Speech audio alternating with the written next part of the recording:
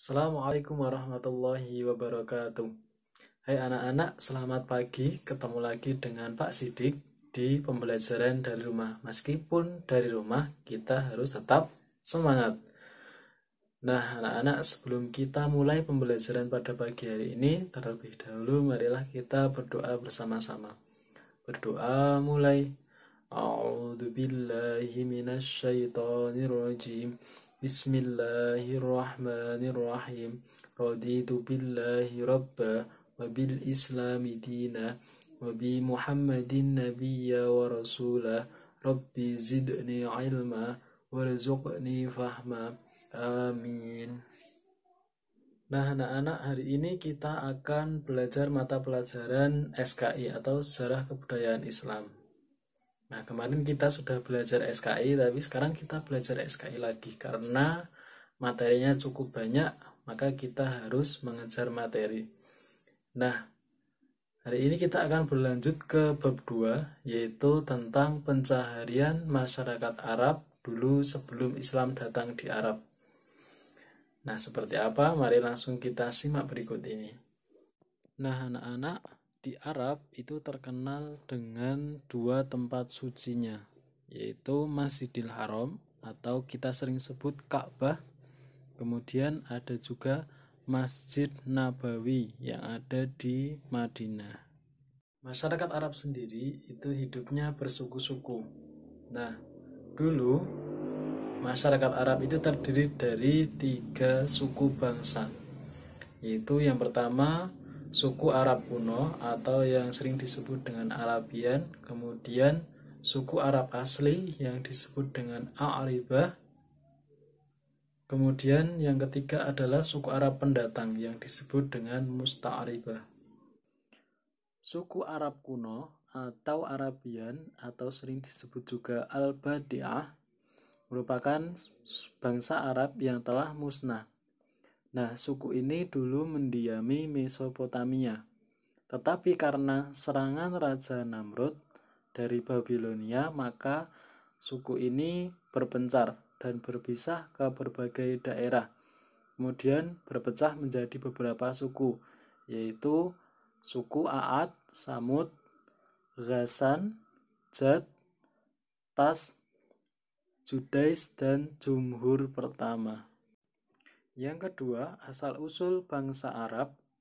Bangsa Arab juga terdapat suku yang namanya Arab asli atau Al-Aribah, yaitu suku yang sejak semula itu sudah mendiami Jazirah Arab. Nah, suku ini merupakan keturunan Khotan yang berasal dari 2 suku yang terkenal, yaitu Himyar dan Kahlan. Nah, suku ini menetap di tepian sungai Efrat. Suku ini bahkan hingga dapat mendirikan kerajaan yang terkenal yang disebut Kerajaan Sabak yang berdiri pada abad ke-8 sebelum Masehi dan Kerajaan Himyar yang berdiri pada abad ke-2 sebelum Masehi. Kemudian asal-usul bangsa Arab yang ketiga yaitu berasal dari suku Arab pendatang atau sering disebut Musta'ribah. Nah, dikatakan suku pendatang karena pada suatu ketika suku Jurhum yang berasal dari Arab mendiami Mekah, kemudian tinggal bersama Nabi Ismail dan ibunya Siti Hajar. Nah, Nabi Ismail ini bukan keturunan Arab. Kemudian Nabi Ismail menikahi salah satu wanita yang berasal dari suku Jurhum yang dari Arab tadi, sehingga melahirkan sebuah suku yang namanya suku Adnan atau sering disebut Bani Ismail.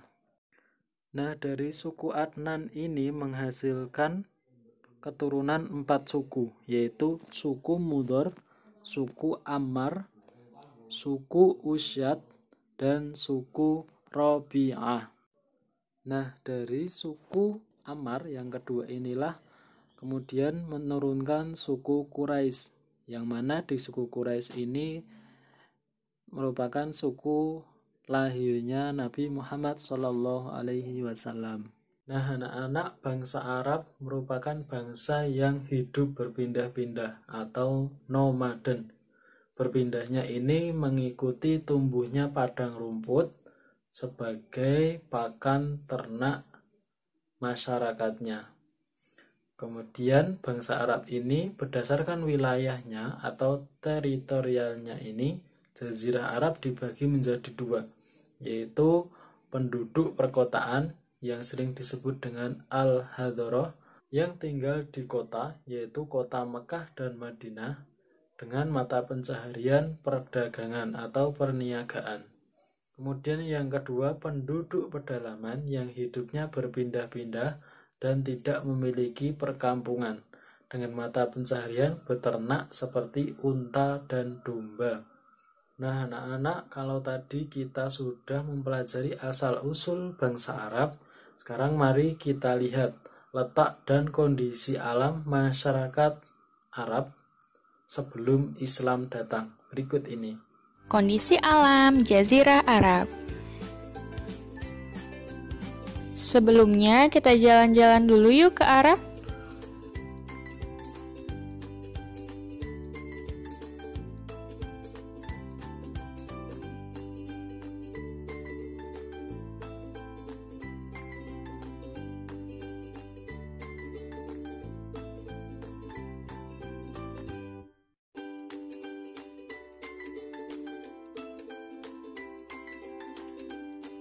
Nah, alhamdulillah kita udah sampai nih di Arab. Coba teman-teman perhatikan. Di Arab itu ada negara Israel, Jordan, ada Irak, ada Iran, ada juga Oman, Yaman, dan masih banyak yang lainnya ya. Tapi tadi teman-teman lihat sendiri, di sana kita tidak menemukan Palestina. Karena beberapa hari lalu peta Palestina itu dihapus dari Google, digantikan dengan Israel. Padahal di Palestina itu banyak sekali kisah-kisah sejarah Islam di sana. Teman-teman juga bisa lihat di peta, wilayah Arab itu diwarnai dengan warna krem, rada ke orange ya. Tidak hijau, karena kan biasanya hijau. Tapi untuk di Arab ini warnanya krem, karena sebagian besar wilayahnya adalah gurun. Oke, jalan-jalannya udah selesai dulu. Sekarang kita bahas ke materi. Dari tadi kita ngomongin Jazirah Arab. Apa sih arti Jazirah Arab itu? Di sini ada dua kata, yaitu jazirah dan Arab. Jazirah artinya pulau, sedangkan Arab artinya tanah yang tandus. Kalau digabungkan berarti Jazirah Arab artinya pulau yang tandus. Mengapa Jazirah Arab dinamakan pulau yang tandus? Karena seperti yang kita lihat tadi di peta, bahwa Jazirah Arab ini dikelilingi oleh banyak gurun.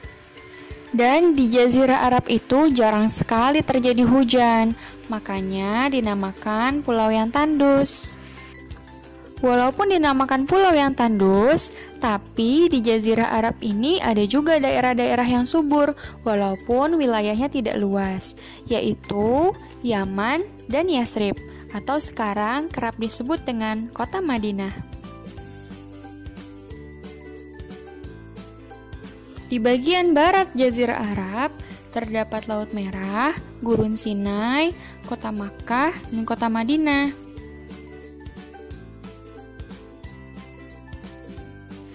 Di bagian timur Jazirah Arab terdapat Teluk Persia dan Gurun Harat. Di bagian utara Jazirah Arab terdapat negeri Syam. Negeri Syam itu meliputi negara Jordan, Lebanon, Suriah, Palestina, dan lain sebagainya.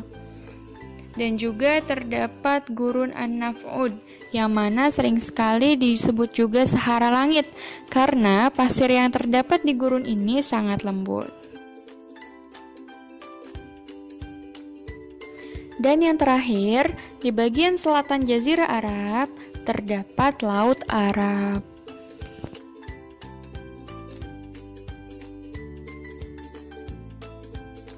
keadaan iklim dan alam Jazirah Arab membuat penduduknya memiliki sifat yang baik. Mereka rajin, giat, gesit, ringan kaki, dan mudah bergerak, terutama kaum Baduy. Nah, berdasarkan yang sudah kita pelajari tadi bahwasanya Jazirah Arab merupakan daerah yang terdiri dari gurun pasir atau padang pasir. Nah, Jazirah Arab ini terletak di antara dua benua, yaitu benua Asia dan benua Afrika. Nah, tetapi di antara gurun pasir yang ada di Jazirah Arab ini terdapat pohon-pohon yang menyimpan mata air yang sering disebut dengan oase. Penduduk bangsa Arab ini merupakan kaum Baduy yang hidupnya berpindah-pindah. Kemudian di bagian tengah Jazirah Arab itu terbagi menjadi dua, yaitu bagian utara yang disebut Najd dan bagian selatan yang disebut Al-Ahqaf. Nah, anak-anak, tahukah kalian luas negara Arab itu berapa? Yaitu luasnya 1.554.000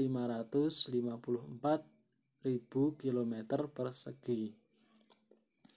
Nah, dengan perbatasan bagian utara, sebelah utara Arab yaitu Palestina dan Syam atau Syria. Kemudian perbatasan sebelah timur yaitu Teluk Persia dan Oman. Kemudian sebelah selatannya Arab yaitu Samudra Hindia. Dan sebelah baratnya Arab yaitu Laut Merah. Nah, anak-anak, Arab merupakan negara perdagangan.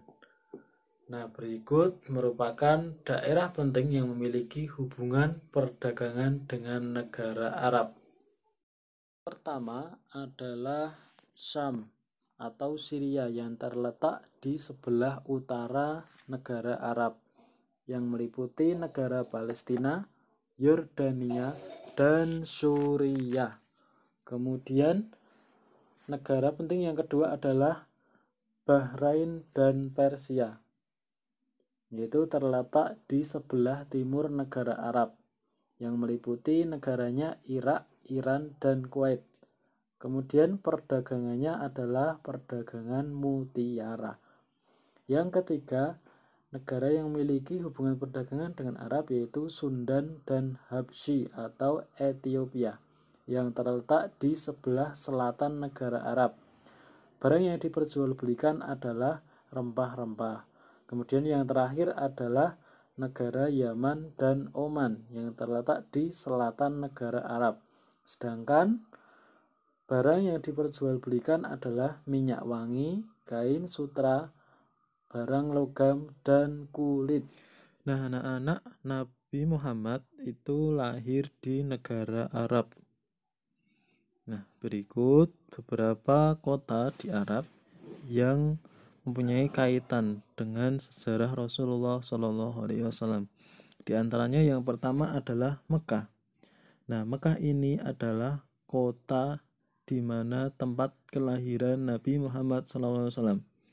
Di antara tempat-tempat yang bersejarah, yang pertama adalah di Mekah itu ada Gua Hira, yaitu gua yang mana pertama kali Nabi Muhammad itu menerima wahyunya. Kemudian yang kedua ada tempat di Mekah yang namanya Jabal Sur. Apa itu Jabal Sur? Yaitu tempat di mana Nabi Muhammad dan Abu Bakar bersembunyi dari kejaran kafir Quraisy ya ketika Nabi Muhammad hendak hijrah ke Madinah. Kemudian tempat penting di Mekah yang ketiga adalah Jabal Rahmah yang berada di Padang Arafah. Apa pentingnya kira-kira?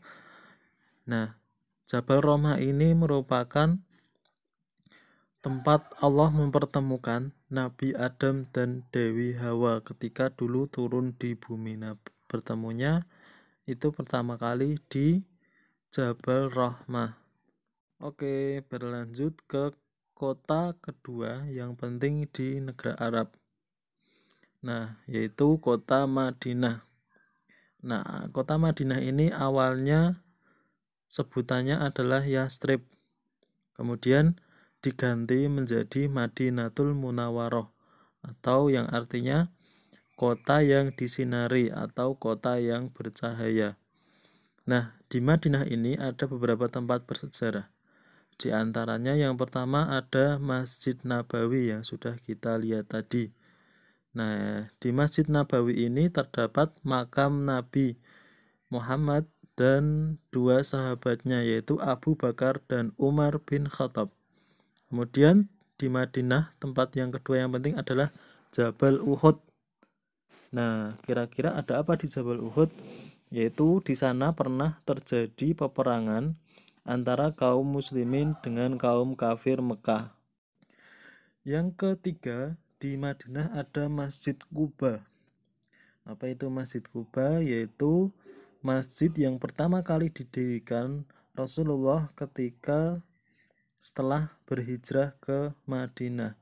Kemudian yang keempat ada Khandaq atau parit, yaitu sebuah parit besar yang mana pada zaman dahulu menjadi tempat perang, yang mana Rasulullah memerintah untuk membuat parit untuk melindungi kaum muslimin. Nah, ketika itu perangnya terjadi pada tahun 5 Hijriyah. Oke, lanjut ke kota ketiga di Arab yang memiliki kaitan dengan Nabi Muhammad, yaitu kota Thaif. Nah, kota Thaif ini terkenal dengan daerah yang paling subur. Nah, kota ini memiliki sejarah penting, di mana pada saat itu Nabi Muhammad diusir oleh Bani Saqif.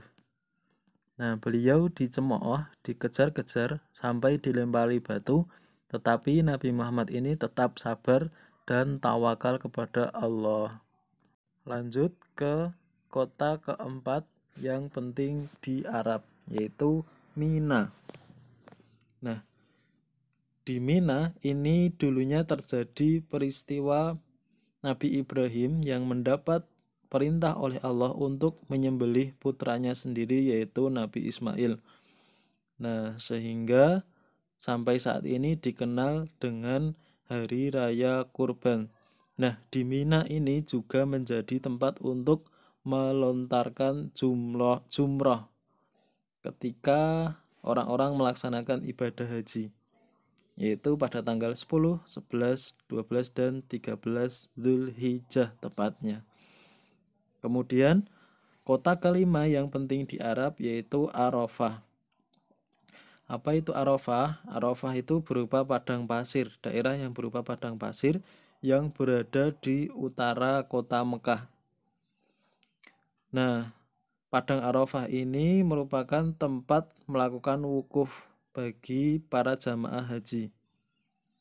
Nah, selama di Arafah ini, para jamaah haji ini dianjurkan untuk berdoa.